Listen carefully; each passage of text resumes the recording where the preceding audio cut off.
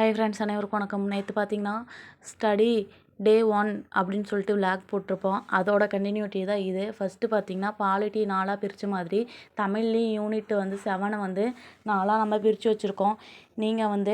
நீங்கள் out source book படிக்கிறதா இல்லை நம்ம ஸ்கூல் புக் படிக்கிறதாங்கிறது டவுட் இருந்துச்சுன்னா நீங்கள் முதல்ல கிளாரிஃபை பண்ண வேண்டியது என்னன்னு பார்த்தீங்கன்னா சிலபஸ் தான். நீங்கள் சிலபஸ் முதல்ல பிரிண்ட் அவுட் எடுத்து கையில் வச்சுக்கோங்க.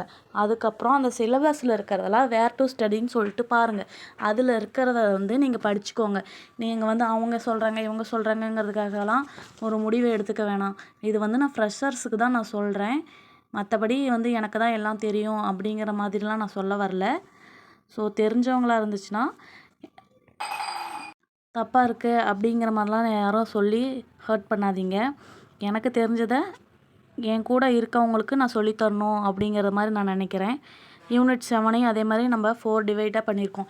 இது பார்த்திங்கன்னா திருக்குறள் செய்திகள் அனைத்துமே ஃபஸ்ட்டு வீக்கில் முடிக்கிற மாதிரி திருக்குறள் ரிலேட்டடான செய்திகளும் அதே மாதிரி 10 அதிகாரங்கள் ஃபஸ்ட்டில் இருக்க 10 அதிகாரங்களும் முடிக்கணும். அதே மாதிரி மொத்தம் டிஎன்பிஎஸ்சியில் பார்த்திங்கன்னா 20 அதிகாரங்கள் திருக்குறளுக்கு சொல்லியிருக்காங்களா. அதில் இந்த வீக் பார்த்திங்கன்னா 10 அதிகாரங்கள் முடிக்கணும்.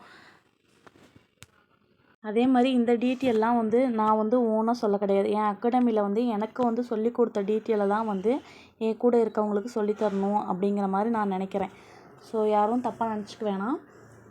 யூனிட் 7 4ஆக பிரிச்சாச்சு. ஃபஸ்ட் வீக்கில் திருக்குறள் தொடர்பான செய்திகள்னு சொல்லியிருந்தேன்னா திருக்குறள் என்னென்னலாம் இருக்குது, அது மாதிரி திருக்குறளோட நேமு, அதில் எத்தனை அதிகாரங்கள் இருக்குது, அதே மாதிரி திருவள்ளுவரோட குறிப்பு, திருக்குறளுக்கு என்ன வேறு பேர்லாம் இருக்குது, அதே மாதிரி வள்ளுவரோட சிறப்பு, அதுக்கப்புறம் அந்த திருக்குறளுக்கோட சிறப்புலாம் இருக்கும் பாருங்க. அதே மாதிரி திருக்குறளுக்கு மேற்கோள் குறிகள்லாம் இருக்கும். அதே மாதிரி சுப்பிரமணிய பாரதி என்ன சொல்லியிருக்காங்க, எக்ஸாம்பிளுக்கு நான் சொல்கிறேன், பாரதிதாசன் என்ன சொல்லியிருக்காங்க, திருவிக்கா திருக்குறளை பற்றி என்ன சொல்லியிருக்காங்க, அது மாதிரி திருக்குறள் ரிலேட்டடான செய்திகளை நம்ம தேடி தேடி தேடி படிக்கணும்.